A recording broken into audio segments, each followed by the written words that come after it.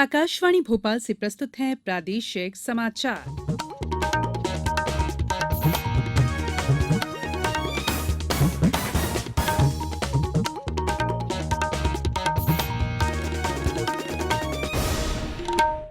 नमस्कार, समाचारों के साथ मैं संयुक्ता बैनर्जी। सबसे पहले एक अपील। कोरोना वायरस के नए स्वरूप ओमिक्रॉन को देखते हुए आपसे अपील है कि सतर्क रहें और पूर्ण टीकाकरण कराएं। 15 से 18 वर्ष के किशोरों और अन्य लोगों के टीकाकरण में भी मदद करें। सुरक्षित रहने के लिए कृपया 3 सरल उपायों का पालन करें। मास्क पहनें, 2 गज की सुरक्षित दूरी बनाए रखें, हाथ और चेहरा साफ रखें। कोविड से संबंधित किसी भी जानकारी और मार्गदर्शन के लिए राष्ट्रीय हेल्पलाइन नंबर 011-239-78046 और 1075 पर संपर्क करें। अब इस बुलेटिन के मुख्य समाचार। प्रधानमंत्री नरेंद्र मोदी कल इंदौर में निर्मित एशिया के सबसे बड़े बायो सीएनजी प्लांट का वर्चुअल लोकार्पण करेंगे। दिल्ली और खजुराहो के बीच सीधी उड़ान सेवा शुरू। खजुराहो में अप्रैल से 2 उड़ान प्रशिक्षण केंद्र भी खुलेंगे। प्रधानमंत्री फसल बीमा योजना ने आज पूरे किए 6 साल। अब तक 1,07,000 करोड़ रुपए से अधिक के दावों का हुआ भुगतान। और जापान की मदद से बैतूल जिले के अस्पताल को जल्द ही मिलेंगे कुछ अत्याधुनिक उपकरण। अब समाचार विस्तार से।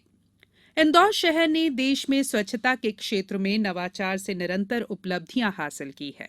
ये शहर अब एक नई शुरुआत करने जा रहा है। कल 19 फरवरी को प्रधानमंत्री नरेंद्र मोदी इंदौर शहर के ट्रेंचिंग ग्राउंड में निर्मित एशिया के सबसे बड़े बायो सीएनजी प्लांट का वर्चुअल लोकार्पण करेंगे। देवगुराडिया क्षेत्र में निजी और सार्वजनिक क्षेत्र के सहयोग से 150 करोड़ रुपए के निवेश से ये प्लांट लगाया गया है। कार्यक्रम में मुख्यमंत्री शिवराज सिंह चौहान के साथ देश के करीब 20 राज्यों के स्वच्छ भारत मिशन के मिशन निदेशक भी शामिल होंगे। इस प्लांट से इंदौर नगर निगम को सालाना 2.5 करोड़ रुपए का राजस्व मिलेगा। बायो सीएनजी प्लांट से निकलने वाली गैस से रोजाना करीब 400 बसें चलाई जा सकती हैं। नागर विमानन मंत्री ज्योतिरादित्य सिंधिया ने खजुराहो उत्सव से 2 दिन पहले उड़ान योजना के तहत आज दिल्ली और खजुराहो के बीच सीधी उड़ान का उद्घाटन किया। इस अवसर पर श्री सिंधिया ने कहा कि मध्य प्रदेश में विमानन के क्षेत्र में 40% की वृद्धि हुई है। उन्होंने इस वर्ष अप्रैल से खजुराहो में 2 उड़ान प्रशिक्षण केंद्रों का परिचालन शुरू करने की भी घोषणा की।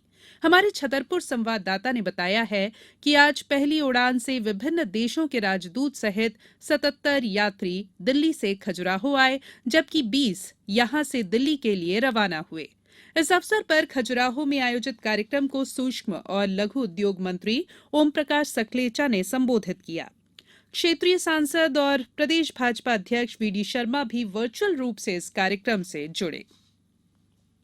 राज्य मंत्रिमंडल ने प्रदेश के 17 हाईवे को टोल मुक्त करने का निर्णय लिया है। निजी वाहनों को इन मार्गों पर 1 अप्रैल से टोल टैक्स नहीं देना पड़ेगा। राज्य मंत्रिमंडल की आज हुई बैठक में नर्मदा एक्सप्रेसवे को सैद्धांतिक मंजूरी दी गई और पीईबी का नाम कर्मचारी चयन बोर्ड किए जाने का निर्णय भी लिया गया। ये बोर्ड अब सामान्य प्रशासन विभाग के अंतर्गत काम करेगा। इसके अलावा एमपी स्टार्टअप नीति 2022 को भी मंजूरी दी है। कोरोना संक्रमित होने की वजह से सीएम शिवराज सिंह बैठक में वर्चुअली शामिल हुए। गृहमंत्री नरोत्तम मिश्रा ने बताया कि नर्मदा एक्सप्रेसवे के लिए भारतमाला परियोजना के अंतर्गत प्रस्ताव पारित कर केंद्र सरकार को भेजा गया है। मुख्यमंत्री शिवराज सिंह चौहान के प्रतिदिन 1 पेड़ लगाने के संकल्प का आज 1 साल पूरा हो गया। उन्होंने 19 फरवरी 2021 को अमरकंटक से इस संकल्प की शुरुआत की थी। मुख्यमंत्री ने आज एक ट्वीट में बताया कि अगले साल भी वृक्षारोपण का ये अभियान जारी रहेगा। 1 नहीं, कम से कम 2 पेड़ प्रतिदिन लगाएंगे। उन्होंने बताया कि वृक्षारोपण के इस अभियान से लोग लगातार जुड़ते चले गए। कई संस्थाओं और समाज के प्रमुख लोगों ने भी मेरे साथ पेड़ लगाए। कोविड-19 से बचाव और सुरक्षित रहने के 3 उपाय। मास्क लगाएं, 2 गज दूरी है जरूरी, सुरक्षित दूरी रखें, हाथ और मुंह साफ रखें। ब्रेक के बाद बुलेटिन में एक बार फिर आप सभी का स्वागत है। प्रधानमंत्री फसल बीमा योजना ने आज 6 वर्ष पूरे कर लिए हैं। इसकी शुरुआत प्रधानमंत्री नरेंद्र मोदी ने 18 फरवरी 2016 को मध्य प्रदेश से ही की थी। केंद्र सरकार के मुताबिक प्रधानमंत्री फसल बीमा योजना के तहत अब तक 1,07,000 करोड़ रुपए से अधिक के दावों का भुगतान किया जा चुका है। कृषि मंत्रालय के अनुसार इस साल फरवरी तक योजना के तहत 36 करोड़ से अधिक किसानों के आवेदनों का बीमा किया गया। इस योजना का उद्देश्य प्राकृतिक आपदाओं से फसलों का नुकसान होने पर पीड़ित किसानों को वित्तीय सहायता देना है। जापान की मदद से बैतूल जिले में स्थित पाढ़र अस्पताल को जल्द ही कुछ अत्याधुनिक उपकरण मिलने वाले हैं। इन उपकरणों से संबंधित प्रक्रिया को पूरी करने जापान की मुंबई स्थित वाणिज्य दूतावास के अधिकारी 21 फरवरी को पाढ़र आ रहे हैं। ये उपकरण जापान द्वारा grants for grass root project के तहत मुहैया कराए जा रहे हैं। इस संबंध में पाढ़र अस्पताल के प्रशासक विकास सोनवानी ने बताया कि जापान से नवीन हार्मोनिक्स स्कैल्पल और रक्त कोष के लिए रक्त के विभिन्न घटकों के पृथक्करण में सहायक उपकरण मिल रहा है। हार्मोनिक्स स्कैल्पल से शल्यक्रिया के दौरान मरीज का बहुत कम रक्त बहता है और वो जल्दी स्वस्थ हो जाता है। स्वच्छता सर्वेक्षण में खंडवा को बेहतर रैंकिंग में लाने के लिए कई नवाचार किए जा रहे हैं।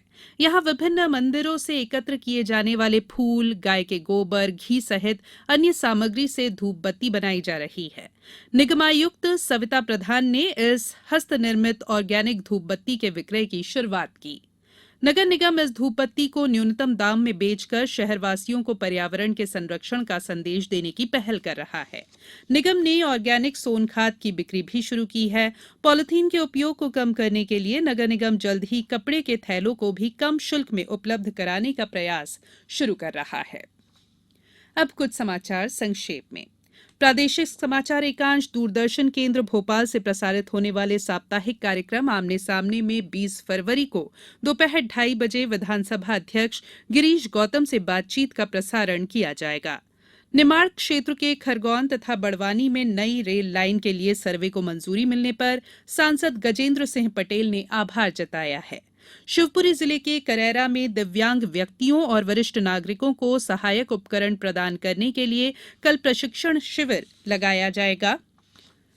कृषि विज्ञान केंद्र देवास द्वारा प्राकृतिक खेती विषय पर किसानों के लिए प्रशिक्षण का आयोजन किया गया। गुना में खाद्य सुरक्षा प्रशासन टीम द्वारा विभिन्न खाद्य प्रतिष्ठानों का औचक निरीक्षण किया जा रहा है। अशोकनगर में अंकुर अभियान अंतर्गत पौधरोपण कार्यक्रम के तहत कलेक्टर द्वारा कलेक्ट्रेट कार्यालय परिसर में अशोक के पौधे का रोपण किया गया। सागर में टीकाकरण कार्य में लापरवाही पर 3 विकास खंड चिकित्सा अधिकारियों और एक जनपद सीईओ को नोटिस जारी किया गया।